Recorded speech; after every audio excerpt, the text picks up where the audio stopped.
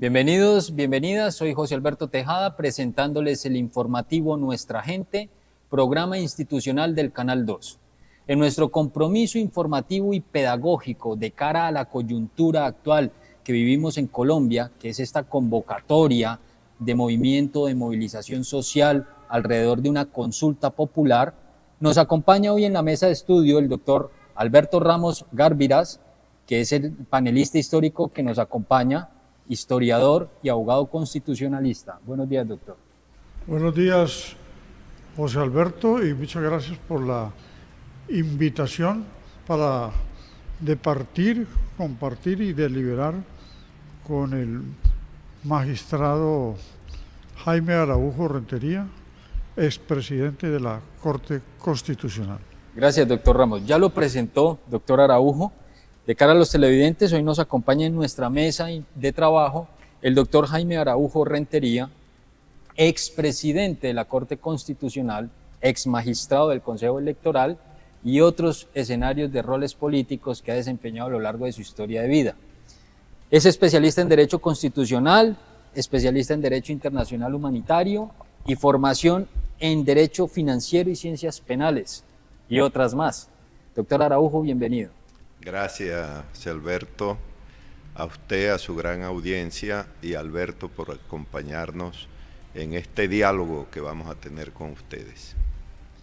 Como es costumbre ya nuestra, enmarcar un formato informativo pero pedagógico, vamos a buscar que el lenguaje técnico trate de eliminarse lo más posible para que usted pueda entender hacia dónde nosotros venimos, invitándoles a ustedes a ilustrar el camino o los caminos, las alternativas que nos ofrecen los mecanismos de participación social. El título de este programa es Análisis y perspectivas de la consulta popular que se nos ha convocado por el gobierno nacional actual. El doctor Petro ha convocado al país a una consulta popular, pero vamos a devolvernos un poquitico al principio de esta historia.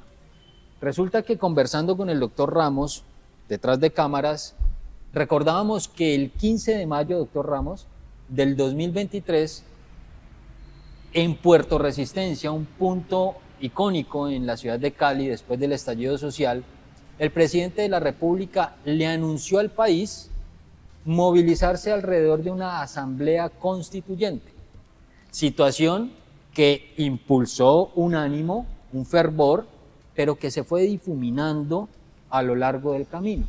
Quiero que hablemos un poco de ese escenario y las probabilidades de que ese escenario tomara fuerza y cómo termina siendo opacado para terminar en una consulta popular.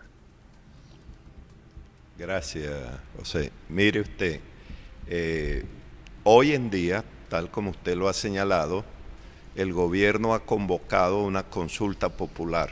Ahí hay que hacer una precisión.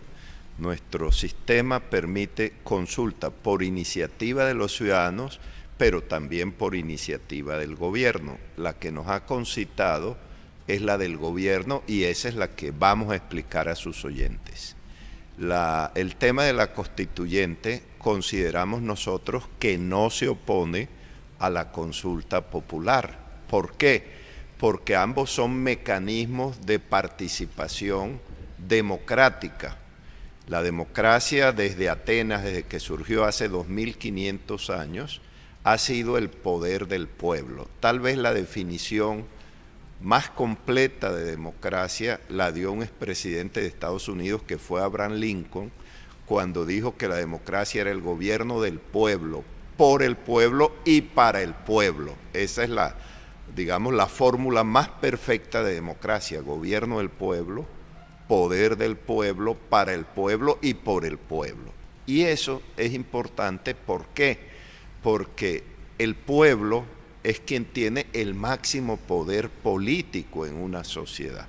En una sociedad hay varios detentadores de poder: los alcaldes, los gobernadores, el propio presidente, las cortes, el propio Congreso de la República, pero ellos son poderes constituidos, ellos derivan su poder de la Constitución. El presidente es presidente porque nuestra Constitución dice que hay un proceso electoral y el que gane ese proceso electoral va a ser el presidente. Y el presidente Petro concursó y ganó ese puesto legítimamente. Pero todos ellos son poderes constituidos. El verdadero poder lo tenemos nosotros y por eso nuestra Constitución habla de la soberanía popular. La soberanía popular, entonces, es el máximo poder en una sociedad. Y ese lo tenemos nosotros. Eso ha sido producto de las luchas de los pueblos que hicieron posible que antes los gobernantes que tenían el poder ya no lo tuvieran ellos, sino nosotros los gobernados. Y hoy en día, afortunadamente, el máximo poder político es el pueblo y la soberanía popular. Todos los demás, muy poderosos que sean, incluido el presidente, el Congreso, las Cortes, los organismos de control, no son más que poderes derivados de nuestro poder popular. Doctor Araujo, eso que usted acaba de explicar ha sido una explicación reiterativa por parte del doctor Ramos en este programa, porque históricamente, y lo hemos dicho, desde la Constitución Política de Colombia de 1991, que fue construida precisamente por el soberano popular, pareciera que al colombiano se le olvidó que esos eran sus derechos y que fue él quien terminó impulsando estas iniciativas. Pero también hay que tener en cuenta que hay nuevas generaciones que desconocen la historia y ahí es donde venimos nosotros a hacer mucho énfasis propiamente en conocer la historia, porque cuando se conoce la historia, se conocen los fundamentos reales de cuáles son mis responsabilidades y cuál es mi lugar dentro de la sociedad. Doctor Ramos, usted ha sido reiterativo en el poder soberano popular y dentro de esa reiteración usted ha enmarcado que somos nosotros el pueblo los que termina constituyendo otros poderes, que el doctor Araujo nos acaba de enmarcar. Y usted habla de poderes o actores que están detentando el poder, que son unos actores que se han encargado de obstruir el camino, digamos, no polémicamente, sino dentro de las altas esferas. Mencionaba usted en su conferencia ayer y en algunas conversaciones con usted, doctor Ramos, a Cristo, cuando se vincula al ejercicio del gobierno, donde este proceso impulsado de constituyente dictado por el presidente de la República montado en una tarima en Puerto Resistencia, se opacó. ¿Qué le podemos explicar a los ciudadanos de cómo se da ese viraje? Cómo los que tenían la pretensión de que íbamos hacia una constituyente, terminamos montados en un bus de una consulta popular. Bueno, entonces tomaría la primera parte para poder llegar a Puerto Resistencia con la propuesta de la constituyente que ofreció el presidente Petro. Entonces, la soberanía popular pues se configuró definitivamente con la Revolución Francesa, ¿sí? Porque se venía hablando por teóricos contractualistas como Rousseau, Locke, Hobbes y otros, unos en medio de la Ilustración y otros tomando elaboraciones anteriores, como la de Hobbes sobre la soberanía absoluta, pero era para el rey, para que resolviera la guerra religiosa y se pudiera poner orden con el uso de la fuerza, porque el uso de la fuerza ha sido una fuente del poder. Pues la misma Revolución Francesa, que es una reacción contra los reyes y el absolutismo, es fuente de todo el poder constitucional. O sea, el constitucionalismo surgió por una revolución, ¿sí? Lo mismo la de Estados Unidos como guerra de independencia genera un nuevo derecho y unos nuevos poderes. Entonces, esa soberanía es la que alimenta al poder constituyente que ha explicado el doctor Araujo. La soberanía popular es la conjunción de las voluntades de todos los miembros de la sociedad. Yo la comparo, y se lo he dicho a mis alumnos, hoy con la autonomía personal, o sea, un microejemplo, ¿sí? Cada uno tiene su autonomía para decidir. En el caso de la soberanía popular es la autonomía de cada uno para tener un acuerdo sobre cuál es la forma de Estado que se quiere y por ende la que se desprenda como forma de gobierno. Pero el autor Sieyès o Sieyès, como dicen algunos alumnos del liceo francés, Sieyès habló de la soberanía nacional y habló de la nación para distinguirlo un poco del pueblo, porque la nación es más genérica, envolvente, de etnias, grupos, comunidad civil, sociedad civil, personas, y pueblo, que al final pertenece a la nación. Pueblo, hay algunos teóricos que lo tratan de otra manera, pero en unas constituciones se habla de que el soberano es el pueblo y en otras de que el soberano es la nación, y terminamos en lo mismo. Para el común de la gente es el pueblo que participa. El pueblo es el que participa políticamente, porque el pueblo puede ser toda la sociedad colombiana, 50 millones. Pero como lo explicó el doctor Araujo anoche, la definición de militancia partidista o de adscripción a los partidos y la definición para llegar a las urnas, Colombia es un país abstencionista, es la que define quién es el pueblo que decide. Los otros no se conoce qué piensan, pero van en ese camino.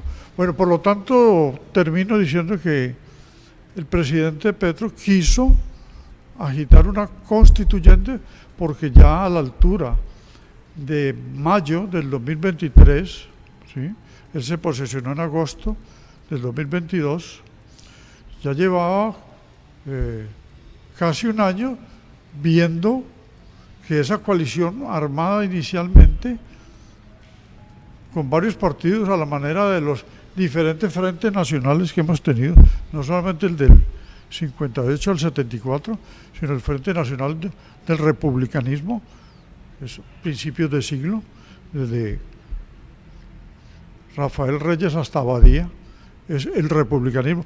Y la regeneración, de donde nació ese Frente Nacional, también era un Frente Nacional de liberales y conservadores del siglo XIX. Y al presidente Petro le montaron un Frente Nacional empezando un gobierno progresista y se zafó de ellos.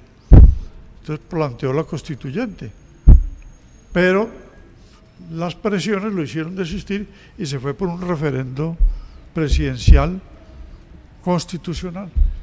Y ahora aparece la consulta después de que le congelan los proyectos sociales, o sea, después de que el constituyente secundario derivado, que son los congresistas que vienen de la voluntad del pueblo, trancan, ponen candados al Estado, y el error de la Constitución del 91 fue que estos mecanismos como la consulta, la constituyente y el referendo pasen por el Senado, o sea que la voluntad popular queda obstaculizada.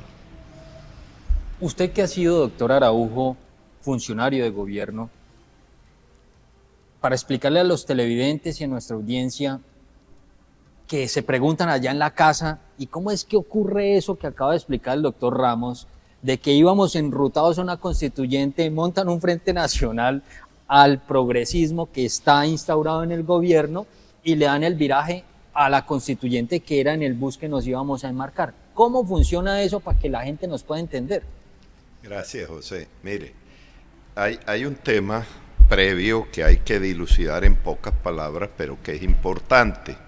Ya hemos dicho que la democracia es el poder del pueblo, por el pueblo y para el pueblo. Finalmente, yo puedo detentar el máximo poder político, que es la soberanía, lo que el doctor Ramos acaba de explicar. El máximo poder en una sociedad lo tiene la soberanía. Lo tiene el pueblo, no los gobernantes, porque ellos tienen un poder derivado de nosotros. El tema es cómo se ejerce ese poder. O lo ejerce usted directamente, como se ejercía en Grecia, cuando surge la democracia hace 2500 años en Atenas, en Grecia, el pueblo directamente hacía la ley, no era a través de representantes. El pueblo directamente casi que gobernaba y el pueblo directamente era el que juzgaba. Entonces, esa es una manera de que el soberano ejerza el poder, sin intermediarios. Esa es la que me gusta a mí, la democracia directa, para ponerle un nombre. Pero hay otra forma de democracia que es la representativa, donde usted escoge un representante para que actúe a nombre suya. Entonces usted elige unos senadores, unos representantes, elige un presidente, elige unos magistrados. Esa es una democracia representativa, ¿correcto? Aún cuando existe esta forma de democracia representativa, porque tenemos, el presidente es un representante nuestro, lo mismo los congresistas, sin embargo, hay mecanismos de democracia directa, o sea, momentos en los cuales, eso lo explicaba también el profesor, el propio Sieyès lo decía, cuando una sociedad entra en crisis, la solución no es anular la democracia, no es anular la poca democracia que tengamos, la solución es inyectarle más democracia a esa democracia precaria. No quitar la poca democracia, sino inyectarle más democracia a la democracia. Pues bien, aún en una democracia representativa hay maneras de consultar al pueblo. Y hay distintas modalidades, a veces un plebiscito, como se hizo con el tema de la paz. A veces es en el nivel local algo que nosotros denominamos, y que así surgió nuestra república, que era vayamos al cabildo, o sea, donde vive la gente. Puede ser que se consulte al pueblo para que hagamos una norma jurídica, iniciativa legislativa. Un referendo es una consulta al pueblo sobre una norma jurídica también. ¿Para qué? O para instaurar una norma nueva, para, por ejemplo, decir, no queremos que los jóvenes que consumen drogas vayan a ser llevados a la cárcel por eso, porque eso es un problema médico, ese no es un problema penal. Entonces, la ley que los manda a la cárcel, decimos, deroguemos esa norma, o ponemos una norma que ayude. En fin, hay distintas maneras. Dentro de esa está también la consulta popular, que es la que el presidente ha señalado, que es una consulta que se le hace al pueblo, en este caso, por propuesta del señor presidente, sobre unos temas que interesan a la comunidad. Esos temas están ligados a lo que negó el Congreso. El profesor lo ha explicado muy bien.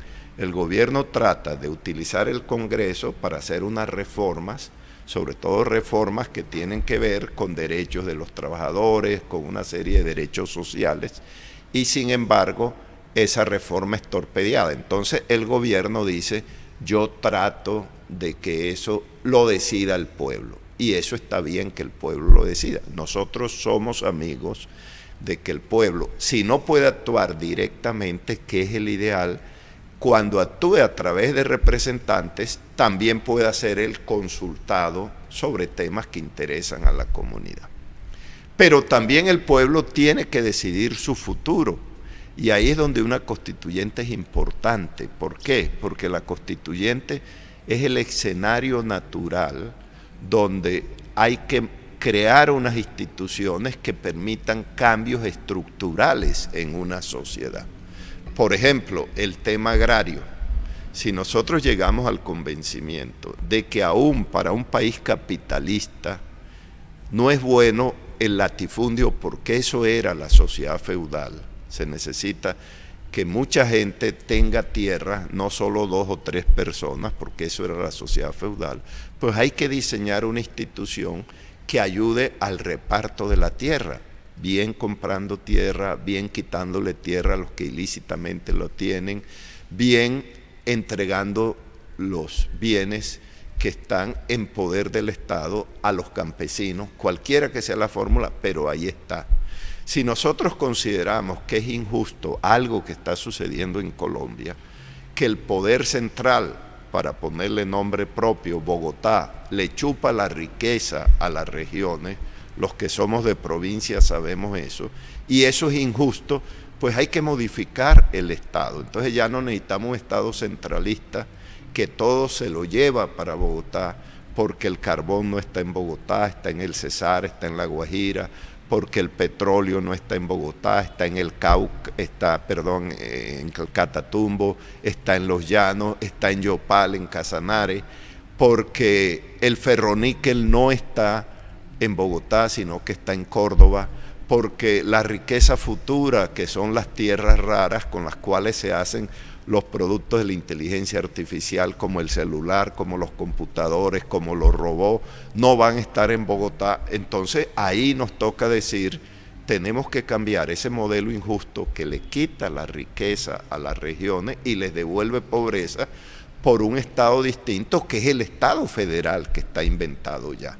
El mismo choque de trenes que usted señala, ese conflicto entre gobierno y Congreso, es un conflicto ideológico, no hay duda, porque el gobierno quiere unas reformas que de pronto el Congreso no las avala, pero también puede ser obra de la forma de gobierno presidencial que tenemos, donde tenemos un presidente aquí que es elegido popularmente, pero el Congreso también es elegido, pero no coinciden en sus proyectos políticos, entonces hay un bloqueo, pero hay una forma de gobierno que sí permite eso, que es la forma de gobierno parlamentario, donde, ¿qué pasa? El jefe de gobierno es el jefe de quien tiene las mayorías también en el órgano legislativo. Entonces, el que llega al gobierno sabe que sus proyectos van a ser aprobados porque la mayoría del gobierno tiene también la mayoría en el Parlamento y eso evita ese choque de trenes. Entonces, de pronto hay que pensar que en Colombia nos toca cambiar el régimen presidencial por el régimen parlamentario para que haya gobernabilidad, para que cuando un jefe de gobierno presente un proyecto para defender a los trabajadores, encuentre respaldo en el Congreso. Ahí es donde nosotros consideramos que además de la consulta popular, que es importante, debería también movilizarse, los mismos que se movilizan por la consulta, y ojalá el gobierno apoyara eso, por una constituyente. Entonces, ¿qué es lo que queremos decir nosotros en síntesis? El que tiene el poder es el pueblo. ¿Cómo ejerce el poder el pueblo? O directamente, que sería el ideal, o de unos representantes, pero también cuando haya unos representantes, hay temas vitales que interesan al pueblo y que deben ser llamados para decidirlos por el pueblo, y que la consulta es importante, pero igualmente importante es la constituyente, porque hay una serie de temas como la reforma política, la reforma a la justicia, la modificación del régimen que tenemos hoy en día de contratación, el diseño del Estado federal, los mismos derechos de las mujeres que están en peligro porque mañana se los quitan, para llevarlos a la Constitución. Porque entre otras cosas, lo más grave, José, es que hoy en día se está reformando la Constitución, pero de espaldas al pueblo, porque se está reformando por el Congreso, y no para avanzar, sino para retroceder. La Constitución del 91 ya no es la Constitución del 91 porque tiene cerca de 60 reformas. Es la Constitución del 91 más 60 reformas que han hecho. Y ahí surge la pregunta, si se ha hecho la reforma de la Constitución a espaldas del pueblo, ¿por qué no se le da oportunidad al pueblo para que ellos hagan una reforma que de verdad amplíe los derechos humanos, que es el objetivo de una sociedad? ¿Por qué? Porque una sociedad, la sociedad a la que todos aspiramos, es donde todo el mundo tenga el derecho a la educación, a la salud, a la vivienda, al trabajo, donde los jóvenes tengan oportunidades, donde las mujeres tengan más derechos, donde los que tienen preferencias sexuales distintas a las nuestras también tengan derechos.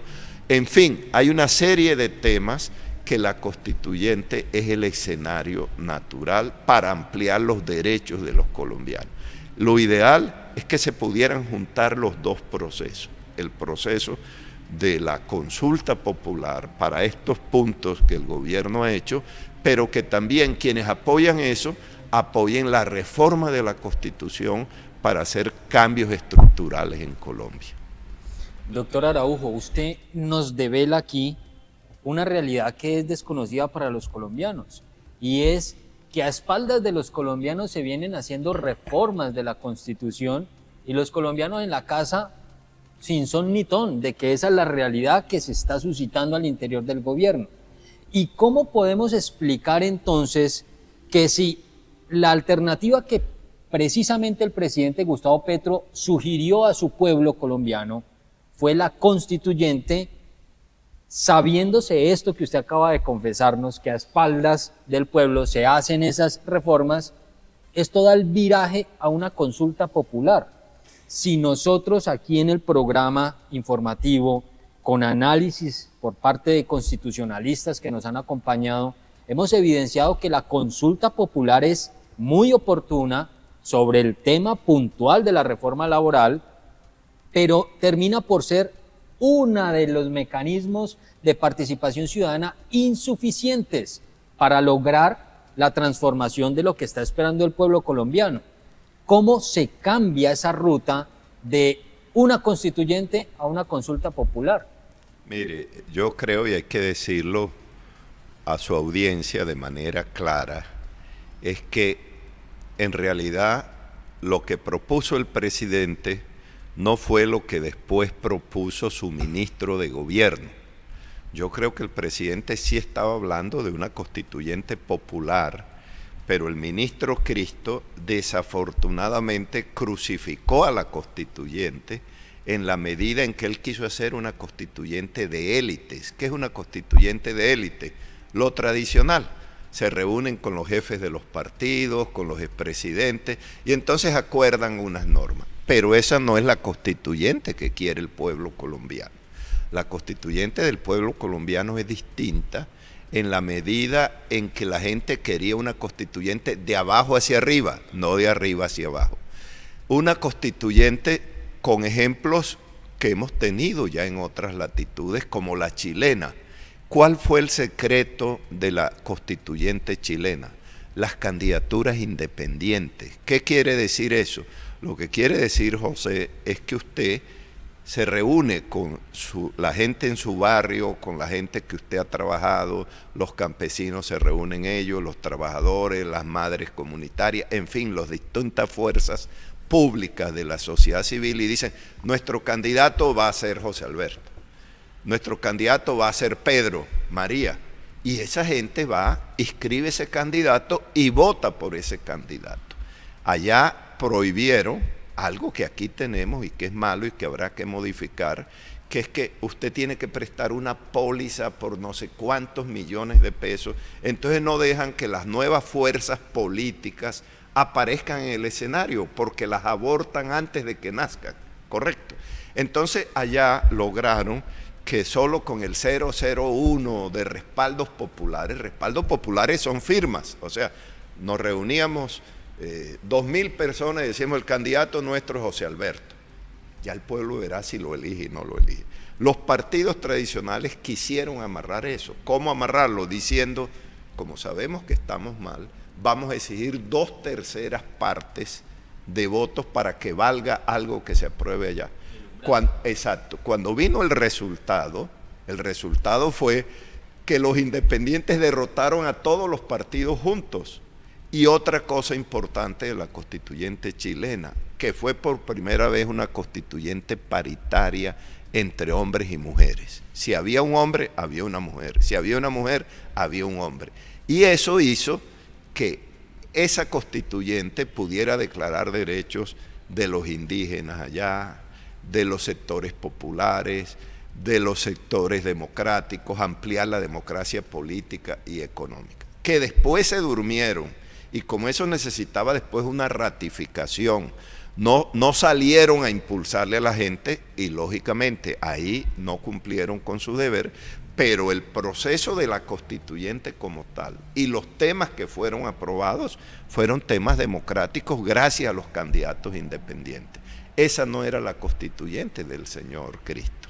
De pronto era la constituyente del presidente, pero su ministro quiso fue hacerlo fácil y no salir a convencer a la gente, y ahí fue donde fracasó la constituyente que debió de impulsarse.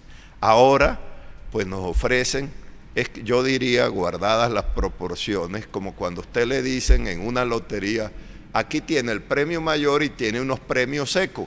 Entonces el premio mayor era la constituyente, como no pudieron darle a la gente constituyente, ahora le dijeron, coja un premio seco. Pero eso no quiere decir que no se puede volver a reactivar el tema de la constituyente. Y cuando uno recorre Colombia, como la estamos recorriendo nosotros, en muchos lugares de Colombia hay constituyentes populares de toda clase. En la misma Universidad Nacional hay una constituyente educativa, hay constituyentes de campesinos, hay constituyentes de gente de la vivienda. Entonces, todos esos sectores están esperando un impulso. Ojalá lo dé el gobierno, pero si no, nosotros estamos comprometidos y hay mucha gente en Colombia comprometida con la constituyente popular y democrática. Doctor Ramos, valga traer a colación nuestra teoría. Aquí hemos planteado precisamente que la consulta popular es ese premio seco, es insuficiente para las expectativas que se le han vendido al pueblo colombiano por parte de las reformas sociales. Y en análisis con el doctor Ramos se ha planteado que tiene que tomarse el lugar del pueblo, o sea, como dijo usted, de abajo hacia arriba, del pueblo hacia el gobierno, de tal forma que somos nosotros quienes en teoría ponemos las condiciones de lo que queremos esperar que se cambie. El doctor Ramos ha planteado claramente cómo hacer el recorrido y aprovechar esta efervescencia en la que está Colombia, que es precisamente, y aquí hago hincapié en eso, hay que aprovechar la emoción porque la emoción se pierde. Usted hoy tiene una emoción y mañana puede que no tenga la misma. Y el doctor Ramos ha dicho, la consulta popular es un camino que puede generarnos un resultado, pero es un camino largo y culebrero seguramente, además porque ya tiene unas advertencias de negativa. Y esa negativa es absoluta, es una negativa que rompe cualquier esperanza, pero también es un desgaste en el tiempo, donde esa curva de emoción empieza a caer en picada. El doctor Ramos ha planteado, pues a esto hay que darle un viraje porque nos tenemos que constituir como Asamblea Popular Soberana. De esta manera, invitando a que el presidente de la República, en estas movilizaciones sociales que se están impulsando en la inmediatez, y que entendemos claramente que la teoría suya, doctor Araujo, de la constituyente es un proceso de construcción, además requiere esa construcción, pero nosotros estamos impulsando o planteando que podría impulsarse algo en la inmediatez que genere una respuesta mucho más concreta. Doctor Ramos. Bueno, nos acercamos entonces totalmente a esa difusión y esa pedagogía que vienen haciendo desde Bogotá varios activistas constitucionalistas teóricos y pues con el liderazgo del doctor Araujo.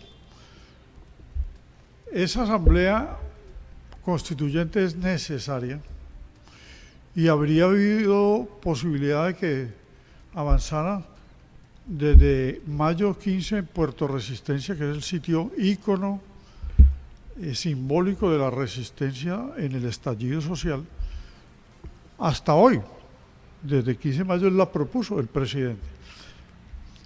En este momento una asamblea constituyente sigue teniendo el más grande valor para cambiar lo que se necesite dentro del aparato del Estado, pero dentro de la tramitología, el legalismo, los candados colocados por los mismos constituyentes del 91 y las trancas aumentadas por los constituyentes derivados, que son los actuales congresistas, pues pasa por el Senado también la constituyente. Entonces no habría tiempo para que fuera en este gobierno, es lo que quiero decir.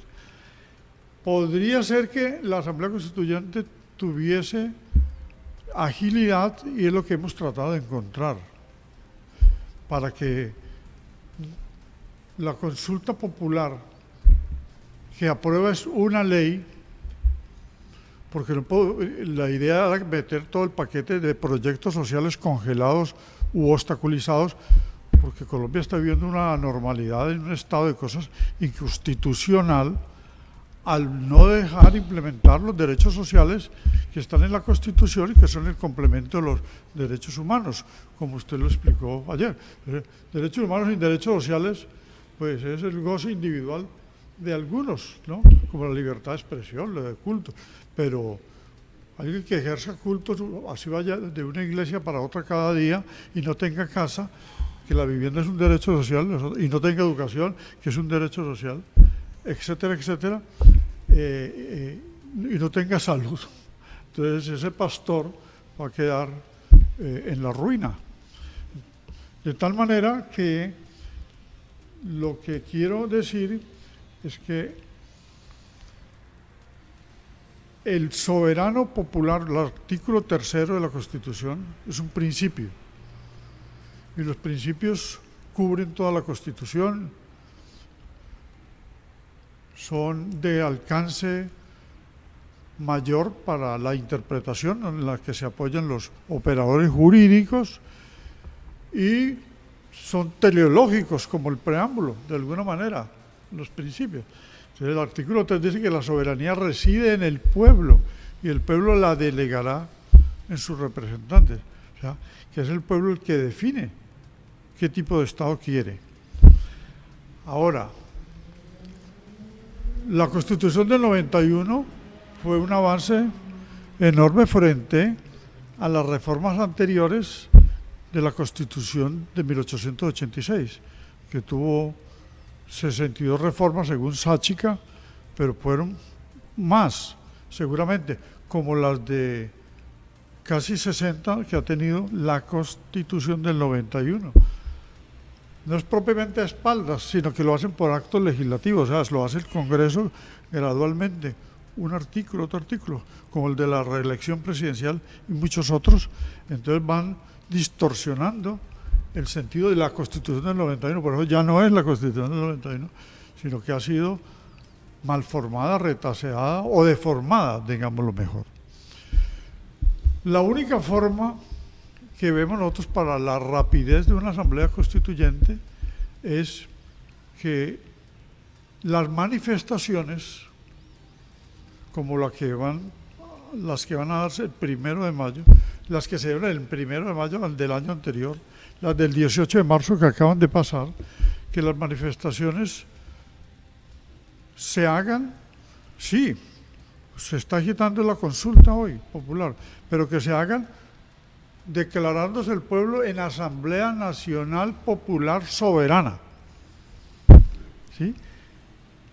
Para que esas mayorías tengan forma, porque resulta que según los teóricos, Marshall Barberán, por ejemplo, de la Universidad Austral de Chile, ¿sí? Y otros, muchos, pero todos inspirados en Sieyès, porque uno lee a Marshall Barberán y analiza a Carl Smith, a Sieyès, a Rousseau y a Kelsen.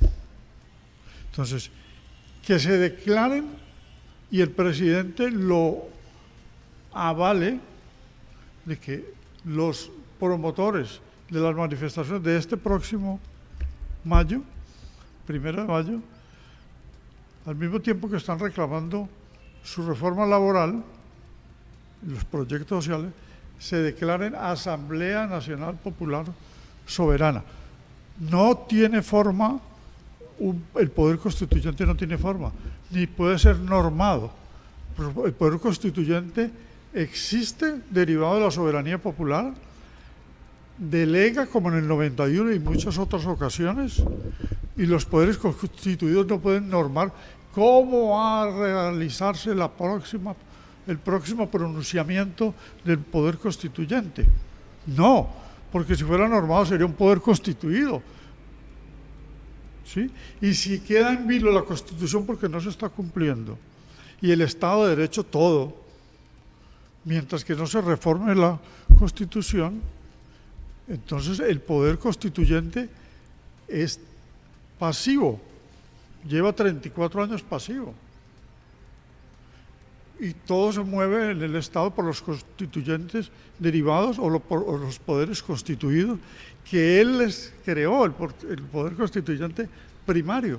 Pero hoy, frente a los obstáculos y frente al estado de cosas inconstitucional, tiene que pronunciarse, y no necesariamente un formalismo para que aparezca, no tiene forma, dicen los teóricos.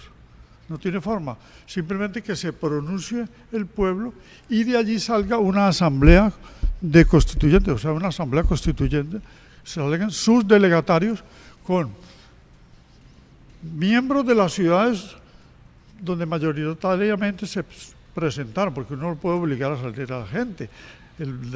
La manifestación es un derecho humano y cada cual sale a reclamar sus cosas, y el juntarse pues se vuelve una expresión viva. Entonces, que deleguen a una asamblea constituyente, esa Asamblea Nacional Popular Soberana, 2 por cada ciudad, principales e intermedias, y 2 por cada movimiento social, indígenas, negritudes, campesinos, etcétera, campesinado, obreros, y ahí nace la Asamblea Constituyente. Rafael Núñez la hizo con un bolígrafo, 18 personas, y esa fue la constituyente que realizó la reforma a la Constitución de 1863, que era la mejor, federalista, y esa duró 105 años con 18 amigos de Núñez que se declararon constituyentes, pero ¿de dónde los eligieron?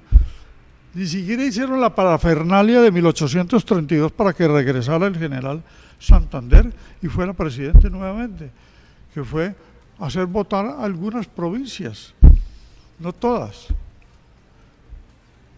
Y luego al Senado, pues, que actuara para que eligiera el general Santander, porque esa votación también fue espúrea.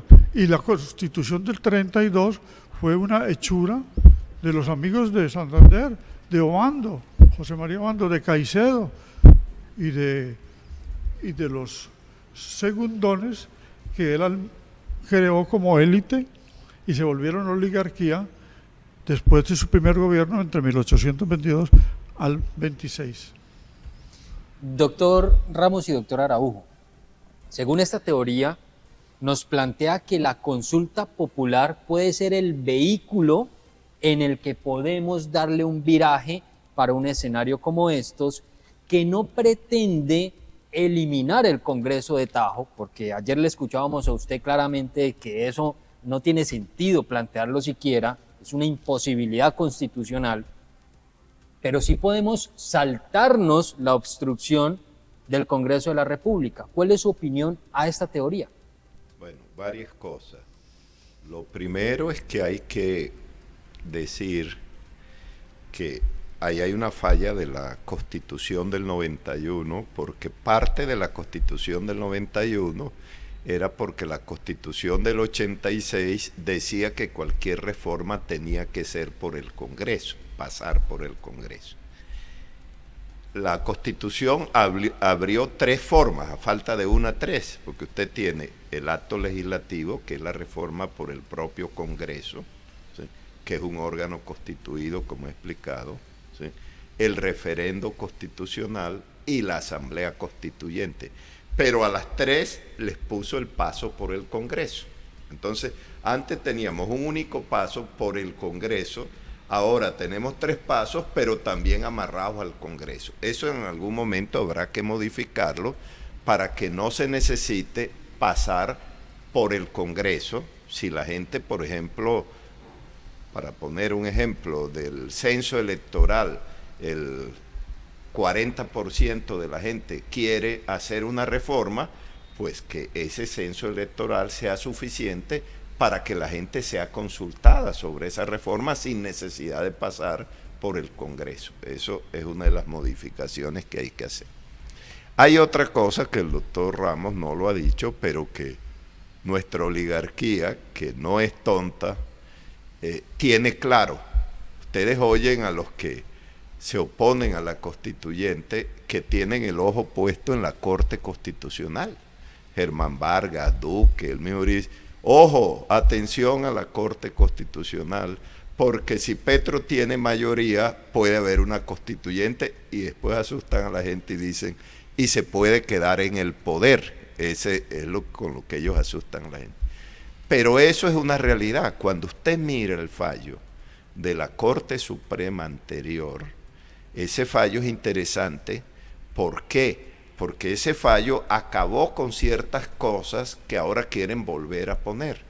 Eso fue un acuerdo político de élites en su momento. Hubo un pacto político que ellos quisieron meterlo en la Asamblea Constituyente y que tenía restricciones como esta. Unos temas, había temas vedados.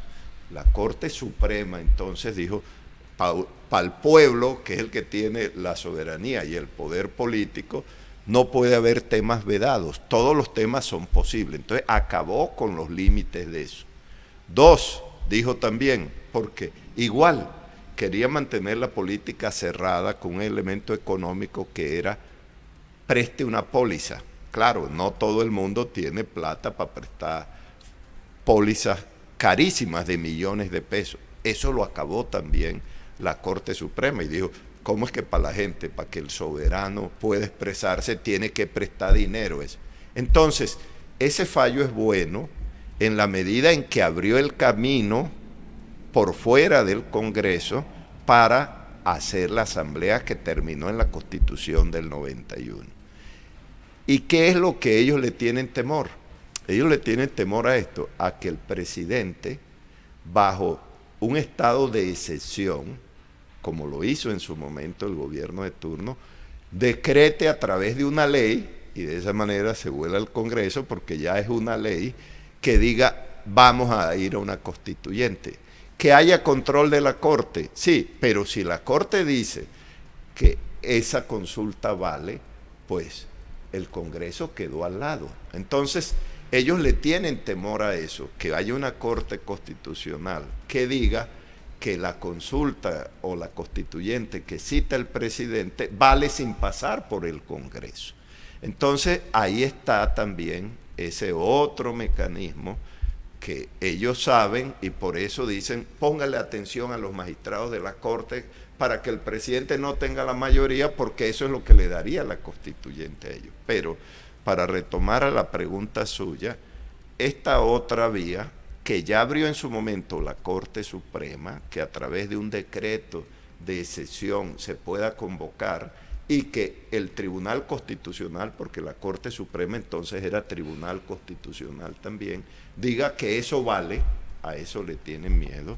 La otra es, y en eso tiene razón el profesor, es que en esa pelea en la sociedad feudal entre la naciente burguesía y los señores feudales, la tesis de Sieyès era la correcta. Sieyès, ¿qué decía? Estos señores decían, es que nosotros solo podemos ser monarquías. Y los otros le decían, no, nosotros tenemos otras formas de ver el mundo y podemos darnos la forma política que queramos. Cualquiera, esa u otra. Entonces, digamos que dentro de los atributos reconocidos al soberano, a un poder verdaderamente constituyente y no constituido, es que él no está atado por una forma política, puede darse la forma política que él quiera y puede dársela en el momento que quiera. Hay gente que piensa, por ejemplo, no lo hablamos ayer, pero hoy lo decimos aquí, que las constituciones deben ser perpetuas. Eso no ha sido siempre así. Cuando la burguesía llega al poder político, no hay constituciones perpetuas. Los propios constituyentes americanos, que fue antes de la Revolución Francesa, usted ve autores como Jefferson. Jefferson fue muy importante porque es el autor de la Declaración de Virginia, de la Declaración de Independencia de Estados Unidos, fue constituyente, y él decía, cada generación tiene el derecho a darse su constitución. Entonces ahí surge una pregunta: ¿por qué la generación del 91 pudo darse su constitución y la del 25 o el 26 no puede dárselo? Inclusive Jefferson, cuando uno lo estudia, él plantea, porque entonces la vida no era como ahora, esos 80 años de promedio de vida, eran vidas de 30, de 40 años. Él decía, cada 19 años la sociedad debería darse una nueva constitución, porque el mundo pertenece a los vivos y no a los muertos. No son los muertos los que lo van a atar a usted. Y si usted sigue mirando, la Constitución jacobina, que fue la más radical de la Revolución Francesa, también lo reitera y dice, por allá en el artículo 26 y 27 de esa Constitución, que los profesores a veces no enseñamos, dice muy claramente, cada generación tiene el derecho a darse su propia Constitución. Todo esto es para decir que no es cierto que siempre se han defendido las constituciones perpetuas. Al contrario, muchos, precisamente con la tesis del poder constituyente y el derecho de cada generación, dicen que el poder constituyente no tiene que esperar 100 años, sino que cada generación debería ejercer su poder. Pues yo quisiera agregar a la excelente disertación del doctor Araujo que en algún momento mencionamos en otro programa que el presidente, para que nazca esa asamblea constituyente derivada de la Asamblea Nacional Popular Soberana, o sea, del poder constituyente expresado en las manifestaciones, debe dictar un decreto de estado de emergencia social, o sea, una parte del 215, que dice emergencia económica, social y ecológica. Puede ser solamente social, porque los derechos sociales están obstaculizados y los derechos sociales corresponden a la nación y la nación es un componente del Estado. Entonces, están vulnerando constituyentes derivados, que son los congresistas, que hacen esas reformas lentas, imperceptibles y mañosas a la Constitución, hasta desmontarla o resquebrajarla toda, que puede ocurrir, porque además otra teoría habla de que ante una crisis generalizada o ante el colapso del Estado, hay que utilizar un derecho de excepción que el poder constituyente tiene. En el sentido de que si 34 años, desde el 91 hasta hoy, ha estado silente y todo se ha movido porque ellos generaron a los poderes constituidos, que son los que actúan, pero han estado silente frente a su pronunciamiento como soberano, el pueblo, pues entonces entrar en una situación de excepción que es la convocatoria hacia una asamblea constituyente ya, ¿sí?, para poder recuperar el Estado que ha sido deteriorado por la obstrucción de los poderes constituidos que traen los intereses económicos de quienes han mercantilizado los derechos sociales, ¿sí?, la salud, la educación y los servicios públicos, un neoliberalismo voraz que además debe ser reemplazado ese sistema por un, como dice el mismo presidente Petro, un capitalismo humanitario o humano, o una socialdemocracia, o un Estado donde se le dé prevalencia al componente ambiental y sea una constitución ecológica prioritaria, pero se desplieguen todos los otros derechos. Es decir, la excepción la hace el mismo pueblo al pronunciarse y deja en suspenso los poderes constituidos. El Congreso ya no puede actuar. Es que regularmente, por ejemplo, en el 91 comenzaron a reunirse y suspendieron al Congreso. Sus actuaciones, ¿para qué se van a reunir si van a ser reformadas las normas? Fue suspendido. Y el Congreso que acaba de ser elegido, porque ya había uno que se iba a posesional reemplazando a estos, fue derogado. O sea, el constituyente puede derogar parte de la Constitución o toda la Constitución. El 380 dice, queda derogada toda la Constitución del 86. Y eso lo venían haciendo desde Rafael Reyes en el 1905, una reforma, en el 10 otra reforma con Carlos R. Restrepo, en el 36 otra reforma con López Pumarejo.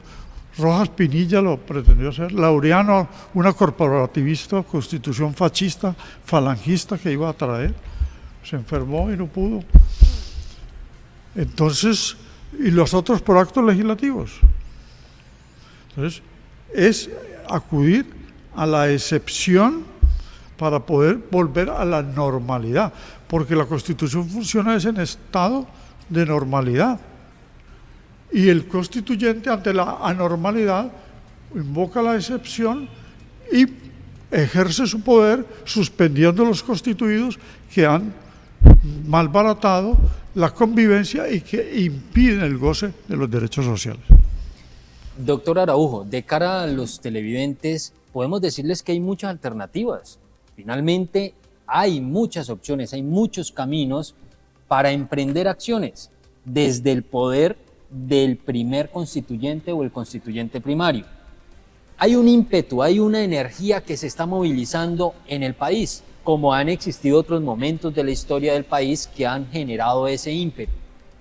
Usted, como expresidente de la Corte Constitucional, con su bagaje político, con su historia dentro del ejercicio de muchas veces ser contraposición a algunas políticas que se pretendían plantear desde gobiernos amañados, ¿usted guarda la esperanza de que en este periodo logremos dar ese salto de garrocha? Bueno, yo sí creo que, como decía el profesor, el poder constituyente siempre está y la soberanía también está siempre.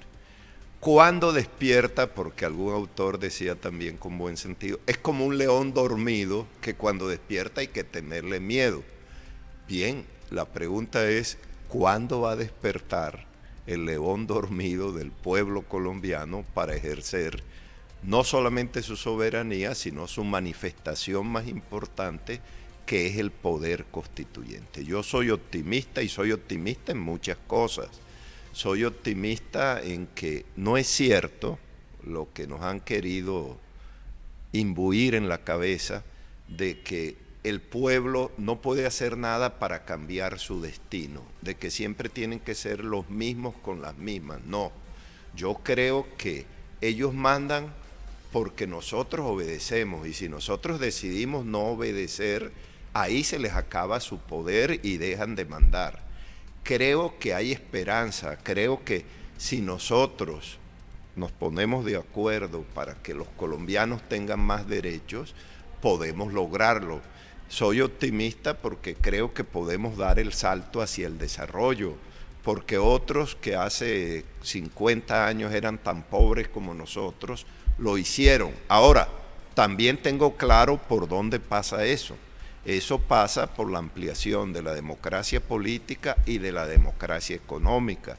Pasa por los derechos humanos. ¿Qué quiere decir eso? Eso quiere decir muy claramente que necesitamos ampliar los derechos, que la gente tenga todos el derecho a la educación.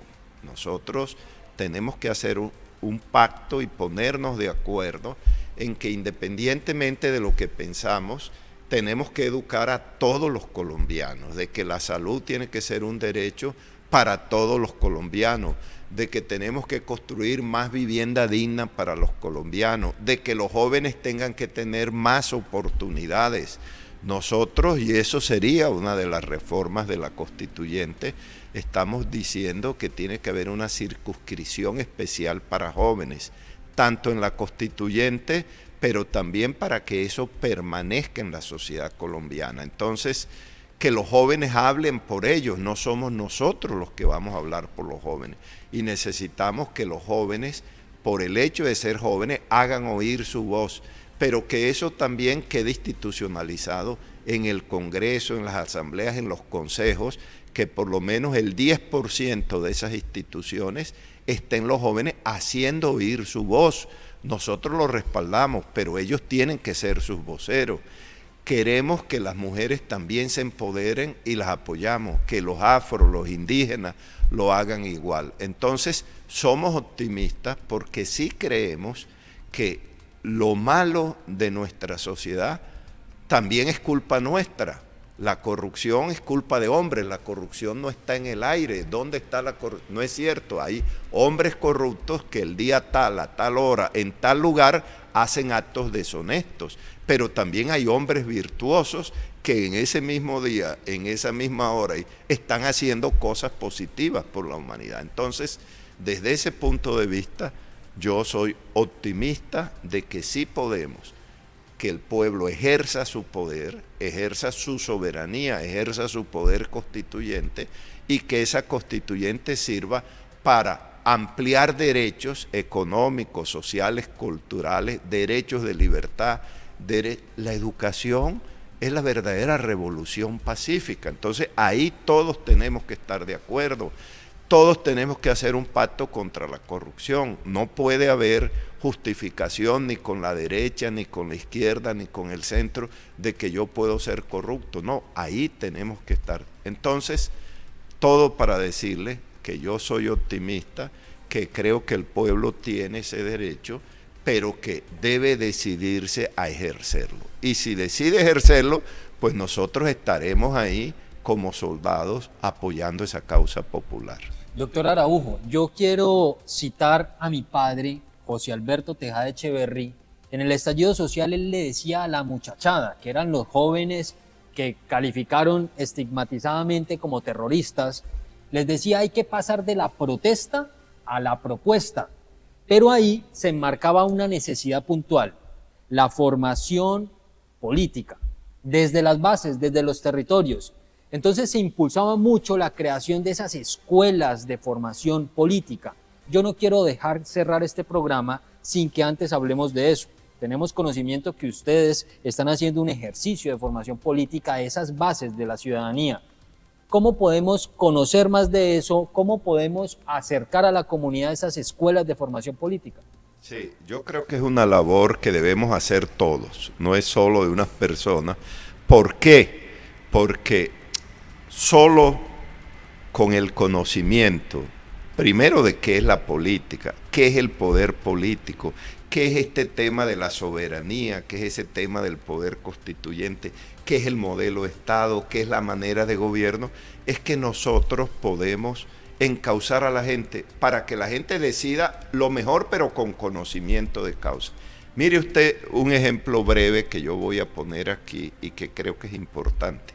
Lo que diferencia una sociedad de otra no es la falta de conflictos. Toda la sociedad tiene conflictos, tiene problemas. Inclusive, cuando la gente habla de polarización, yo digo que necesitamos más polarización, porque hay temas que jamás serán pacíficos en una sociedad. Les voy a mencionar 2 o 3. El hecho de que una mujer violada pueda interrumpir el embarazo no es un tema pacífico, porque alguien cree que la vida solo la da Dios y solo Dios la quita. Ese es un tema que polariza una sociedad. Usted dirá, hay 51% a favor del aborto, un 49%, pero nunca habrá unanimidad. La pena de muerte.